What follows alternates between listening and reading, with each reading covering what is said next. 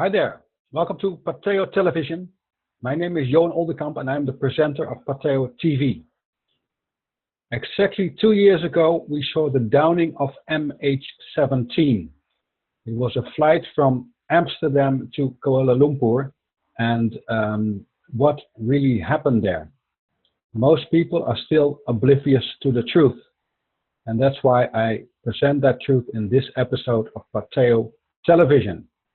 It's titled The MH17 Scam.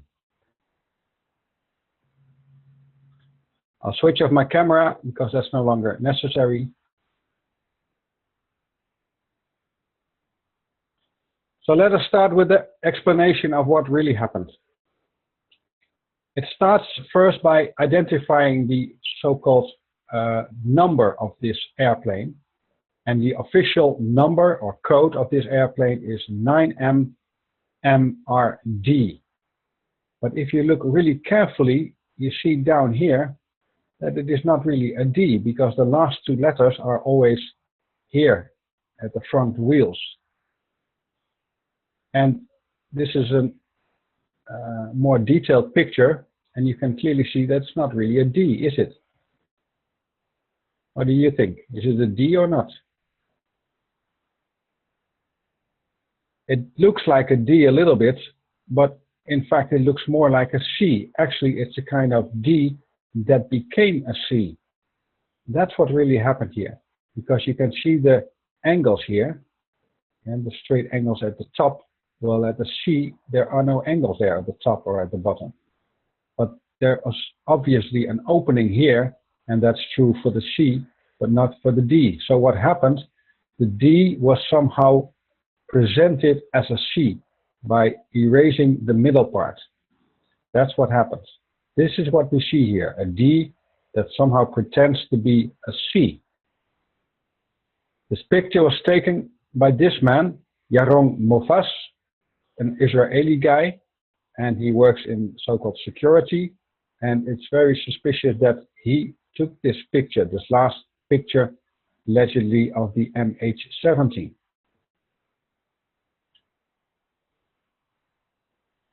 Here we see another one. So this is what we could see on that picture. A D that is somehow changed into a C. And this is done by somebody using Photoshop. Yeah, it's a little bit different, but the idea is the same. When you blur this or when you erase this, it looks like a C. Well, it actually is a D with the straight corners up and down. And this is also another famous picture. This was taken by one of the passengers, and he was number 184 on the passenger list. His name officially is Cornelis Schilder. He's a Dutch guy, but on internet he's also named Cor Pan. And he put a rather creepy prescient comment there, because he said, in case it disappears, this is how it looks like. And also here we see that it is not really a D, it is more a C. So it's the same thing. Yeah, it's not really clear, but you can see there's an opening here. And you can also see a straight corner here. The straight corner up is not good visible, so it looks a little bit different, but my conclusion is it is the very same airplane with a D that is somehow changed into a C. And here we find the flag of Malaysia, yeah, reversed because it's on this side of the airplane.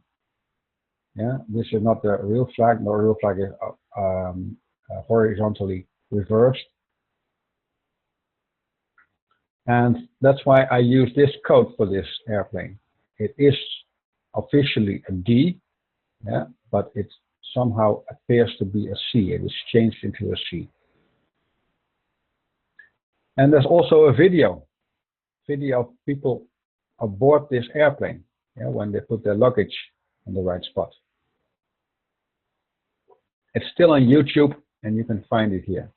It's very strange, because all these people are no longer there. Neither is this flight attendant. And this was a picture shot when the plane took off. Yeah, it was happening. So probably this is the last real picture of this MH17 flight. It's taken from Schiphol Airport, Amsterdam.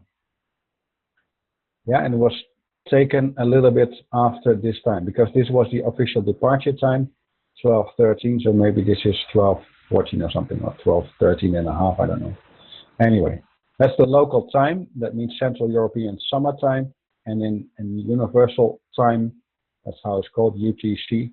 It's not really universal, it's only on this planet, but anyway, it's it's 10:13 in UTC. And when we look carefully, we see here again it's a C at the end. And here it's not really clear, but you can see it. Yeah, this looks more a C actually than the others. Yeah, you don't see the straight corner. So this looks to be the real C. 9MMRC. So what's going on here? Why is there so much confusion? Well, I think this is still the plane that was boarded, but maybe this has also changed, but that's too complicated for me to understand. I think this is the plane where people boarded, so this is taken inside this plane.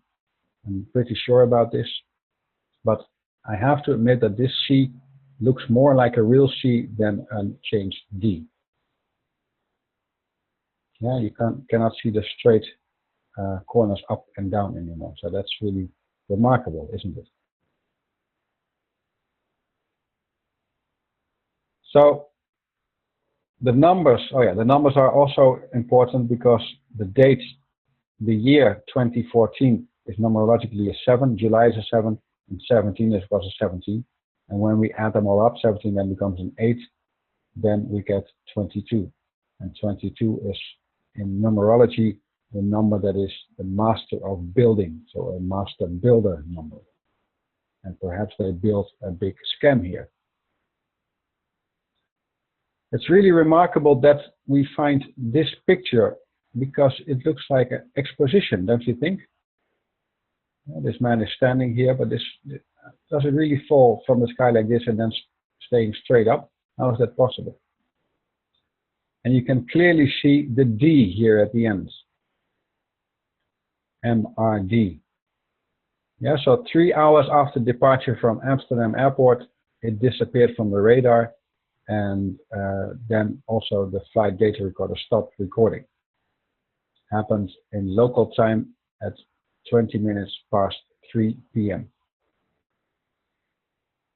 And here's another picture, yes, from the front wheels thing, valve or something, and you see clearly the D again. So this is a real D, not a changed D into a C. No, this is a real D. And there was another plane missing. Maybe you remember this story. It was the MH17 370. And that disappeared early in the morning or night, we can say, of March 8 in the same year. Only 131 days earlier. And this has the code 9MMRO at the end. Yeah, you can clearly see the RO here and also the RO there. Yeah, RO, RO. So this is the O. Was the O somehow changed into a C? Well, it's possible. It's very well possible, because what happened to this plane, we still don't know. Maybe this plane is still somewhere there. So is it still missing, or was it changed? And that's my conclusion. I think it is changed into the double of 9MMRD. And that's why we have now two Ds. One that is somehow changed into a C, and the real D. And there was even another double of this airplane. That's really remarkable. So they made a double of the original MH370, and that plane was property of this company, GA Telesis. It's officially a Florida-based company, but this plane was in a hangar in Israel, think it was Tel Aviv Airport, but I'm 100% sure about that. But anyway, this plane is identical to the one that disappeared. Isn't that remarkable? Why is it kept in Israel? If you want to know more about this company, go to this website. So my conclusion is this became the second 9M-MRO2. Yeah, that's not an official coding, of course, but to show that this is just a copy. It's a twin. So here we see a real RC flying. Yeah, 9M-MRC, and clearly C, a real C, not changed. There's no D here. Yeah, so this is clearly a C. You can clearly see the difference between here, this D that became a C, and this C. Yeah, or this is the picture from Korpan. Yeah, I think that's still a D changed into a C, but the upper corner is still a bit tricky. So what happened? This is my conclusion. They changed either the 9M-MRO into the 9M-MRD by changing the C into a real D. So that was done not in a hasty job, but it was done properly. Or the twin double, that's also a possibility. And with the real 9M-MRD, then of that plane, they changed the D a little bit, so that it appeared to be a C, but it was not really a C, it was still the official MRD plane. And this is the official MRD plane when it was still flying. Yeah, this is not taken from Amsterdam Airport because you don't have a big mountain like that. So this is another picture, but you can clearly see the MRD. And there was a lot of discussion about the window under the flag, the Malaysian flag here, because the window here is blocked. Yeah, it's blocked here as well.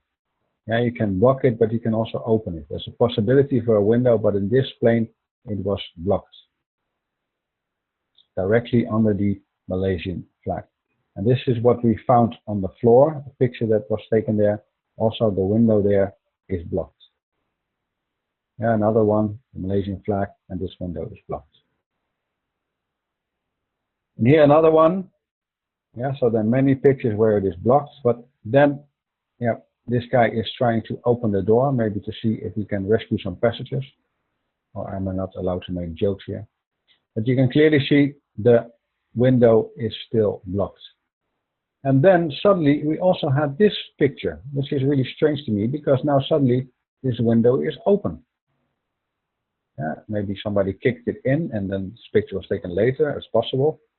But to me it's strange. Why would somebody do that?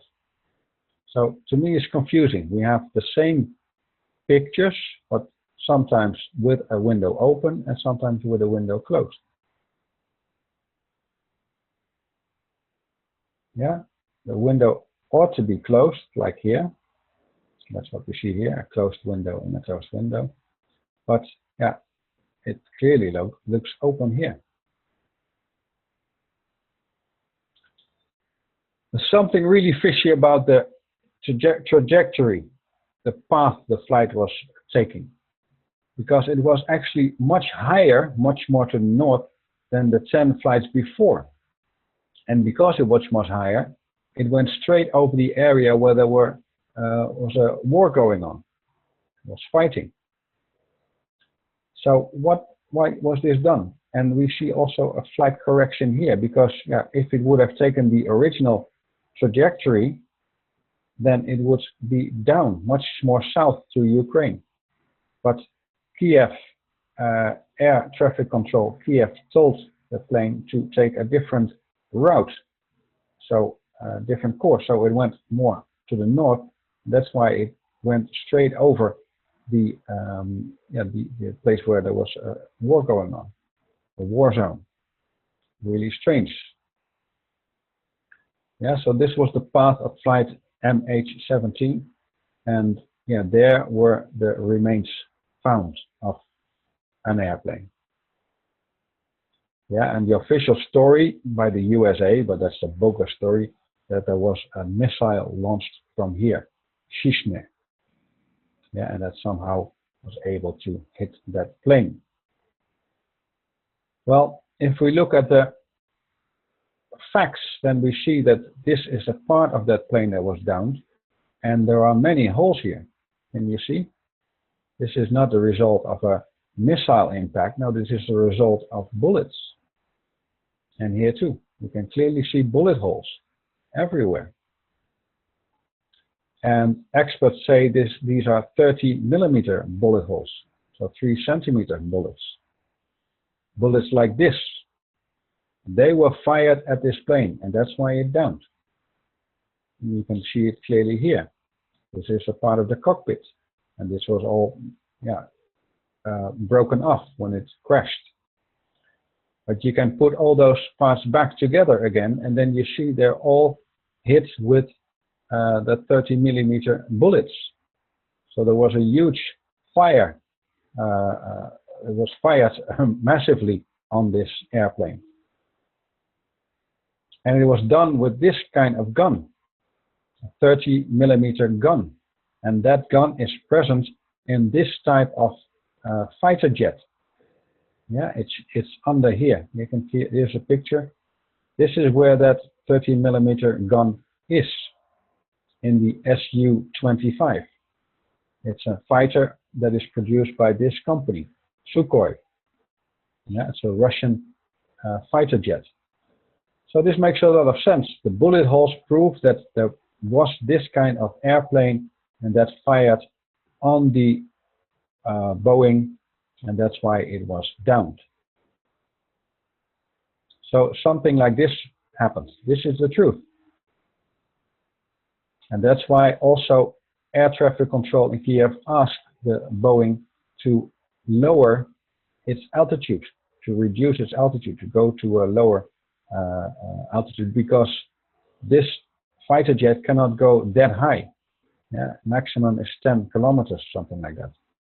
So only when it was going down a little bit, this fighter jet was able to attack it. And that happened.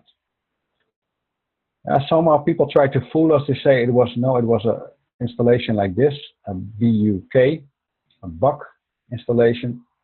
But there were many witnesses that saw another plane.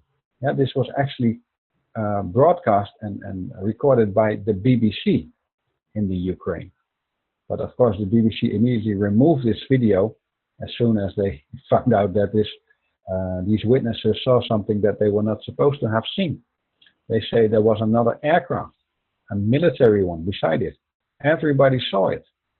That's not what the mainstream wants us to know, but this is the truth. And there was also somebody who worked as an air traffic controller in the Kiev tower at Boryspil Airport. And he originally came from Spain, and he had a Twitter account. His name was Carlos Buca, but his Twitter account name was Spain Buca, because he came from Spain and Buca was his last name. Yeah, you can still find pictures of that on internet. People made screenshots of this. And he reported many things. The timing is a little bit strange, the one I found on the internet, so I corrected the timing, because the timing there doesn't make any sense at all. I think this is the correct timing in his local time at that moment. And that he says that Kiev wanted this, and that there was the military then took control. Immediately after the plane was downed, military took control over the air traffic control in Kiev. And many other things reported here. So it's clear that this was done by the government of the Ukraine, or the military in the Ukraine, or maybe a rogue part of that, doesn't really matter. But it was not done by the so-called rebels, the freedom fighters in the east of the Ukraine. They had nothing to do with this. Neither did the Russians, not at all. Clearly, this is the truth. But the timing is a little bit strange, because we find this timing, 1948. So that means much later than it really occurred. But we can also see that this is clearly a Russian version of Twitter. So the question is, who made this screenshot, and in which time zone was the one who made this screenshot? And my conclusion is that it was somebody who was in a time zone that was 5 hours before the UTC time. Yeah, so 5 hours earlier. And then we arrive in this yellow area. So somebody in this yellow area, he or she made this screenshot and put it on the internet. That is my conclusion. And if you have proof that that is not correct, then please inform me. Otherwise, I'll assume that the whole story is true. This is clearly not true. People say there was evidence that there was a bug installation on a truck transported the very next day. And there was indeed a video shot by this, but that video was shot by this man, Andrei Andrishin, if I pronounce it correctly. Yeah, he lives in Sugrez, in the eastern part of Ukraine. But he confessed that he shot this video not on July the 18th, as is officially claimed. No, this was taken at July the 5th, so many days earlier. This had nothing to do with the downing of the MH17 airplane. Yeah, you can still find the video on YouTube where he explains it. Yeah, he's interviewed. And there's another video. This was allegedly on July the 17th, so the very same day. You can find it on YouTube too, the explanation. But the problem with this video is, yeah, this is then a close-up when it's driving away. So you can see the bug installation on top of the truck. But the problem with this video is that it showed this part a little bit after the truck has passed by. And the car is driving, and then around here on the right-hand side, you see this bush. And this is an elderberry bush. And you don't need to do a lot of research to know that it only blossoms in the first half of June. So this can never be taken on July the 17th. That's completely impossible. You can see it's blossoming here.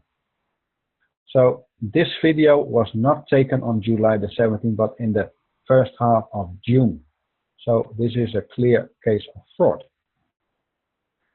And this is also a clear case of fraud, because this video, which was edited and subtitled in English, was uploaded only 10 hours, within 10 hours after the alleged downing.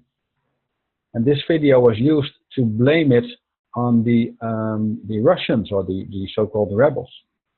Yeah, or it was kind of accident. Well, this is all fake. The whole story here is complete fake. So that means there was in advance knowledge of this downing. That's why this video was prepared and it was uploaded so quickly afterwards. And there's something fishy about the bodies too. Many people have commented on this, but are these real bodies? Are these bodies of somebody, of people who were on a plane that crashed from 10 kilometers down? Yeah, can these bodies still be completely intact, just a little bit blood here and there? It looks very much like this is staged, don't you think?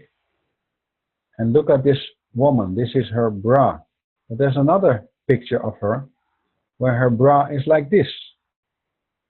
So this is clearly not the same picture as this, is it? To me, it looks different. So why was this changed? Why was this pulled down? Or was it shifted up? I don't know. Yeah, this picture and this picture, they look the same from a different angle, but I don't see too much differences there. So that seems to be authentic. But this picture seems to be rather different from this. So I think this whole, the place where the airplane down was staged, and there's more to say about this as well. Yeah, here she, the woman again, and she's actually rather small compared to this man or to these legs here. So it's maybe a girl. And what about these pristine passports? And even expired ones. Who takes an expired passport with himself or herself on an airplane? Nobody takes these because they are worthless. And why are they so pristine? It looks like they're all coming from the company that printed them, not from people who are traveling. So clearly something is very wrong here. What really happened, and this is the truth, what really happened in this, there came another airplane directly behind this airplane. This was the airplane coming from Amsterdam. Yeah, this was the real 9M plane, but they changed the D a little bit so that it appeared to be a C. But this was the real MRD or the RD, just use the last name. And this was the fake RD. But the D was very clear and very precise printed on this airplane. So nobody would make any mistake that this is the RD. But that was not the real RD, because this was the RO or the RO2, but not the original RD. But it looked like the RD from the outside. But the real RD was flying here with the passengers from Amsterdam. Then the other plane, probably this one came from Poland or somewhere in the north. I assume it was Poland. It came closer and closer, and it came all the way behind this Amsterdam plane. So I call this the Amsterdam plane, and I call this the Poland plane. Yeah, the Poland plane is coming closer and closer to the Amsterdam plane. Yeah, it's crossing the line now. And now it's correcting, and now it's directly behind the Amsterdam plane. So the Poland plane is in the same trajectory as the Amsterdam plane. And then suddenly we have the big swap. The transponder is switched off in the Amsterdam plane, flight MH17, and then that plane continues without showing its identity, while the other plane is downed. That's what happens, in my opinion.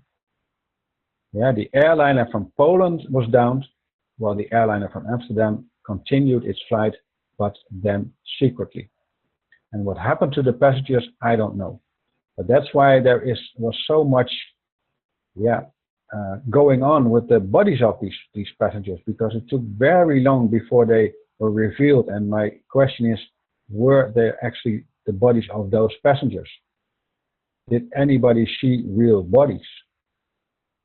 There is so much going on, but the main part of this scam is the switching of these airplanes. It was not the flight from Amsterdam that downed, but the other airplane. And that was probably the airplane that got lost as MH17. So that plane went down. That plane was shot, and maybe it was remote controlled when it was shot, so it was just a huge scam. And then later they put the bodies and all the evidence on the floor, the remains, but that was probably also not authentic. But I think this plane was actually downed. That's what people saw, witnesses saw that. And the other plane simply continued flying. And this is one of the air pictures from that downing. So my question is, did it really go down, or was it put there? That's still a question to be answered, but this is not part of the original MH17 flight from Amsterdam. That is 100% certain. So they switched the planes. One plane went down and the other plane continued flying. So the passengers that boarded Amsterdam did not die on July the 17th in 2014, at least not at that moment. Maybe they died later, or there was poison gas on board. All things are possible, but it was not the plane that went down. It was the double that downed. And then, of course, we saw this. Well done, Mr. Carey. Well, his real name is actually Cohn. yeah, Jewish family, John Cohn. He's congratulating the president from the Ukraine, Petro Poroshenko. Good job, my friend. You did it really good. And we all know that this Kerry guy is member of Skull and Bones. And that's a very evil organization. And what was the reason for doing this? Well, of course, the Ukraine wanted to get full control over also the eastern part. And that has everything to do with the interests of Shell. Because Shell wanted to do fracking there. Shale gas fracking. And we all know who are the owners of this company. Yeah, the so-called queen. Yeah, in those days she was no longer the queen. Her son became the next so-called monarch of the Netherlands, but this is all a scam as well, as I explained in my other videos. Together with the Rothschild family, they own this petroleum company, and they have a lot of interest in making more profit, and that's why they wanted to have control over the eastern part of the Ukraine.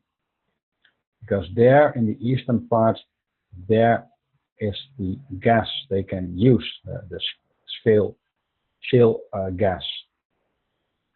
So indeed, Shell is guilty. There's even a website, shellguilty.com.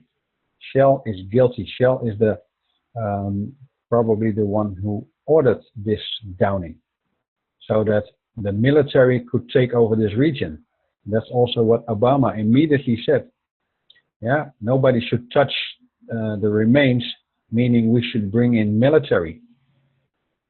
Yeah, military from Europe or from the United States, doesn't really matter, as long as it is a military that is supporting the regime in the Ukraine, the illegal, unlawful regime of ultra-right people. And I think the rebels have all the right in the world to do not belong to that kind of regime. Yeah, don't get me wrong, I'm not pro-Russia. I'm most certainly not pro-USA. I just want to know what is really going on here. And all these men are guilty, and this woman too, guilty of complicit in fraud, of embezzlement, and obstruction of justice, because they all signed a contract that each of them could veto a disclosure of evidence. So what kind of research is that any of the members can veto a disclosure? That is the most silly thing ever. So these men are all guilty of obstruction of justice and maybe even accessory to murder as well. If you want to learn more about my work, then I strongly advise you to do this video course. For instance, if you watch episode 24, then you will also see that a similar kind of scam was pulled off with the Titanic. It was not the original Titanic that downed, but it was another one. So there's much more to explain here. These are 30 videos, each about 2 hours time, so it takes you about 60 hours to watch them all. But then you have a complete understanding of holy science and the type of world that we are living in. And that's much more than just a physical reality. This is about genuine science, and this is also about real spirituality. If you like my work, you can also subscribe to my YouTube channel. Just click on subscribe, and here you find the address, the URL. I also have a Twitter account. I recently started with it. I'm not sure if I want to continue, but if you have a Twitter account, then please start following me if you want. And friends of mine also made a Facebook page for me. I'm not myself active on Facebook, but you can go to pateo.center, and there you can also like that page, and then you can get updates of my work. I have an all-English website, holyscience.org. There you find much more information about holy science. And I have a website with 10 different languages, which is pateo.nl. And the NL to me means natural logic, not Netherlands. And Pateo is a Latin word meaning no longer hidden. because that's what I'm doing with my work. Thank you very much for watching this episode. Namaste.